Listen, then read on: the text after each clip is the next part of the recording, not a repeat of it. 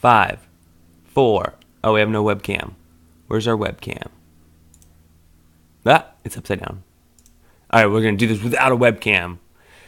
Hello, everyone. 8BitDo, new announcements. Let's go over it real quick. 5 new things. I know I haven't been covering E3 much because you guys all know I'm a retro gamer and a PC gamer. A couple of cool games I'm looking forward to. But the big thing for the retro community is 8BitDo. They're constantly throwing new hardware, new things into the arena. And really quick, just want to share with you the 5 announcements that they mentioned. I am only excited about one. That's right. I'm only excited about one of the announcements. The other 4, I can honestly care less about. But let me know what you guys think. Let's just go over these really quick.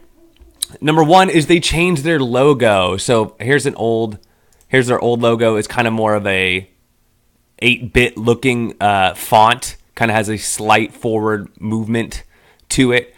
They changed their logo. This is their new logo. What do you guys think? Honestly, I could care less. It's definitely more curvy, more kind of retro looking a little bit, and less 8-bit looking. So fair enough. So on all their new products, you should see the revised logo on their products. Okay, cool, fine. Announcement number 2, we're going in reverse order. Introducing the SN30 GP. So basically, these are inspired by the classic Game Boy. So it'll work for the Switch, the PC, Mac, and Android. So these will work for your it should work, since it says Android, it should work for the Raspberry Pi as well. They're fine. Personally, I would way rather have the SN30, this one right here, I always forget the name of it. I think it's SN30 Pro, yeah, SN30 Pro and the SF30 Pro. I would rather have the analog sticks, especially if we're doing Retro Pi. But basically, you can see the buttons are more like Game Boy. This one's more like Super Nintendo. These buttons are more like Game Boy. Those little round little buttons. Bumpers look the same as the SNES. And as far as the sticks on here, they look very similar. I mean, the D-pad looks the same. The buttons look a similar size, but maybe they're just all concave, they don't indent at all.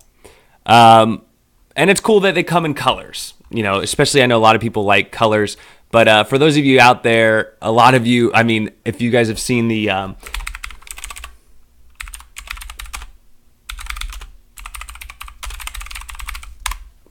they have a is it this one?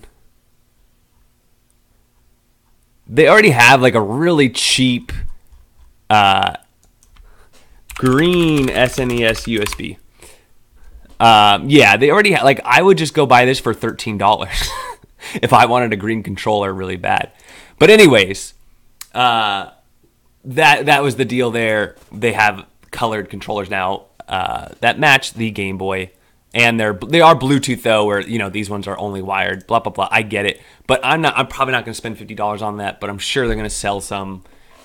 Announcement number 3: introducing Zero, a fully featured Bluetooth controller in keychain size. We redesigned Zero with new features like motion controls and upgraded firmware. Now the motion controls, I'd kind of be interested to see what that's like. And I think they have another picture of it here. Yeah. So. Are the motion controls these ones on there? Oh, and then it has a little switch inside of it. I'm not a fan of these just because I have huge hands. My hands are ginormous. But I like the idea that it's on a keychain, it's portable, and you get as many buttons as you do. I think they made one in the past, right? And it only had like 2 buttons on it. I think if you do it, I forget what the name of that one is. But they have a lot of these announcements I've noticed are just kind of them recreating some things they've made in the past. Yeah, they had this one. So it's basically this design with some motion things added to it. They're probably using the same exact shell. So there's their old logo. They're going to have to update the logo on that. Let's look at the logo difference there. There's the logo. And let's look at this new logo at the top. Yeah. I mean, the logo, you can kind of tell a difference. It's going to be hard to tell a difference. But just wanted to compare that logo to that logo. So old versus new. Okay, moving along. And we've already got announcement 1, announcement 2, announcement 3. is what I'm actually the most excited for, which are these controllers. A PlayStation 1 style controller, but SNES Pro layout. How cool is this? Now, this is a controller I could get behind. It's a controller that I can see spending $50 on because you get the analog. So for those of you running RetroPie, or any kind of emulation, you're going to be able to run everything from arcade to PlayStation, Nintendo 64. It's going to be awesome. So this is, if all this other stuff I've talked about so far, I could care less about. This is the controller where I'm like, okay, here's something a little cooler. And if you really look at it, all they've done is if you really look at it, all they've done is they took the SF30, they've taken this controller and added little PlayStation legs to it. It's all, if you really look at it, that's all it looks like. But at the same time, that's pretty cool. There also are these two buttons here, featuring wireless Bluetooth vibration, motion control, and it has the motion controls. Like, okay, so the motion controls are a big add-on. And then it's USB-C, which is good and bad. It's good because that is the new norm, but it might be bad because you guys are going to have to go out and buy adapters, especially if you're using a Raspberry Pi or something like that. You'll need a USB-C to micro USB adapter probably. But Switch, PC, Mac OS, and Android. So it should work for the Raspberry Pi 3. And this one's cool. I could see spending $50 on this one. All the rest, I don't think I'd cash out anything near. This one's got to be close to 20 or 30. This one, I bet, this one's still probably going to be, this one right here is like, when it first came out was 50. So I imagine those are going to be 50 as well. The logo. Okay. And then lastly, where's the last announcement here? Number one, the N30 Pro 2. So I've seen this controller. So a lot of people love the N30 Pro, and I've never been a fan of it. I did an unboxing about it. I ended up giving mine away in a giveaway because to me, where you put your fingers, the buttons are too small. Now I have huge hands. Like this is obviously a woman model or a guy who needs to go to the gym. It's one or the other, right? And basically. That's exactly it. Like those are smaller fingers. My hands are huge. So I've never been a fan of it. I think the layout and the style and the way it looks is awesome. Don't get me wrong. It looks great. But I like something a little bit bigger, a little beefier.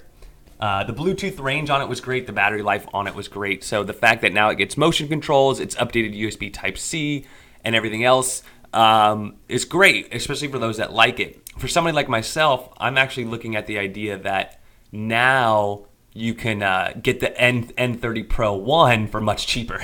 That's what I'm actually the most excited about, is that now we could get the previous model extremely cheap. So that to me is the most exciting thing as well. So there you go, 5 announcements by 8BitDo.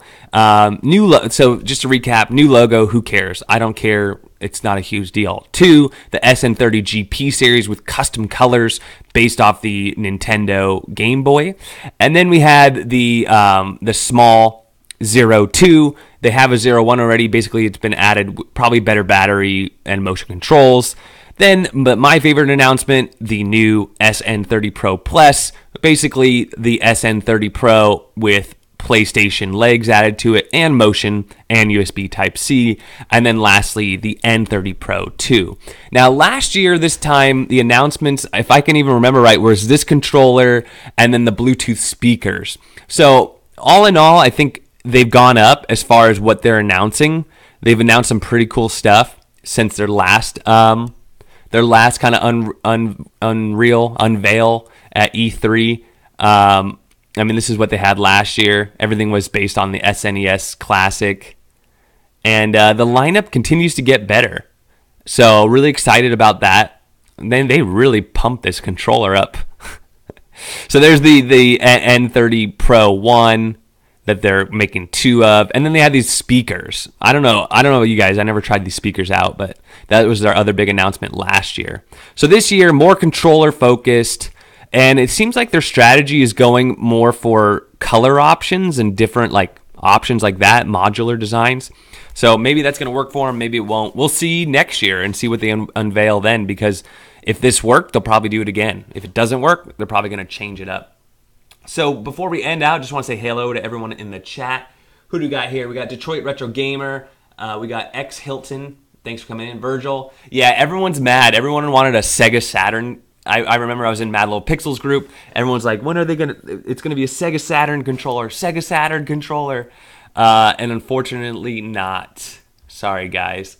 I wouldn't mind a really nice Nintendo 64 controller myself, like the new style, but we'll see. Fragment Freedom Bro, what's up? Big nails. Yeah, that's why I thought it was a girl. You know what they say about big hands. Exactly. They say all sorts of stuff.